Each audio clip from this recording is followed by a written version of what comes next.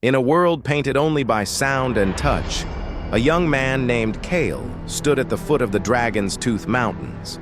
He was blind, yet he sought to cross the treacherous range, a feat few sighted men dared. Villagers called him mad, but Kale listened to a different guide, the whispers of the wind. They were ancient spirits, he believed, who spoke in sighs and whistles, promising safe passage. He took his first step onto the rocky trail, his staff tapping a rhythm against the stone. The wind swirled around him, a cool caress on his cheek. To the left, it seemed to hum, where the moss softens the stone. He obeyed, and his foot found a secure hold. The villagers saw only a blind man stumbling into the wilderness. Kyle, however, was embarking on a conversation with the very breath of the world. Days turned into a grueling journey. The sun beat down, and the air grew thin. One afternoon, Kyle reached a chasm, a gaping maw in the earth. He could hear the echo of rocks falling into its endless depths. Fear, cold and sharp, pricked at him. His staff found only empty air. He stood frozen, the roar of the chasm filling his senses, drowning out all else. Had the spirits abandoned him? He sank to his knees, his heart pounding a frantic drum against his ribs. He felt lost, truly blind for the first time. Despair began to creep in.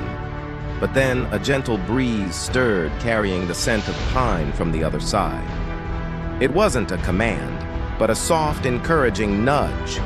It didn't shout the way. It simply reminded him of the goal. It reminded him that his fear was loud, but the world was still speaking.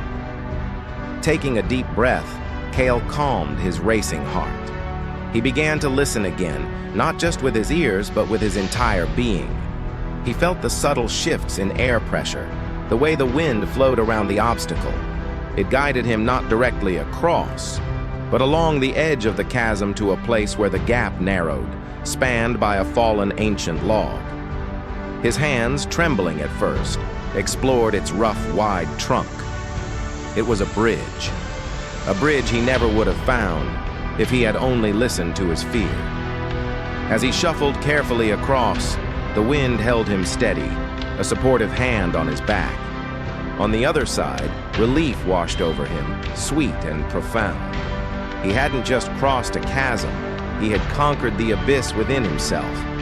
He learned that the spirits didn't just show the path, they taught him how to find it. They didn't remove the obstacles, they revealed his strength to overcome them. Weeks later, a weathered but serene Kyle walked into a village on the far side of the mountains.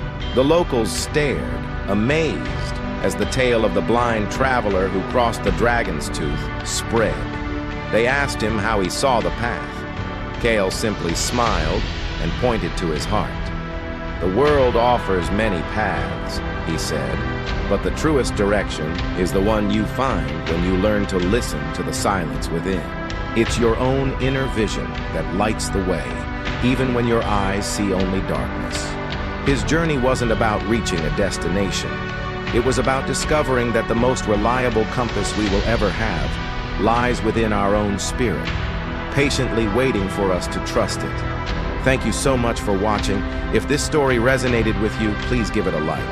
And consider subscribing for more tales of the human spirit. We'd love to have you with us.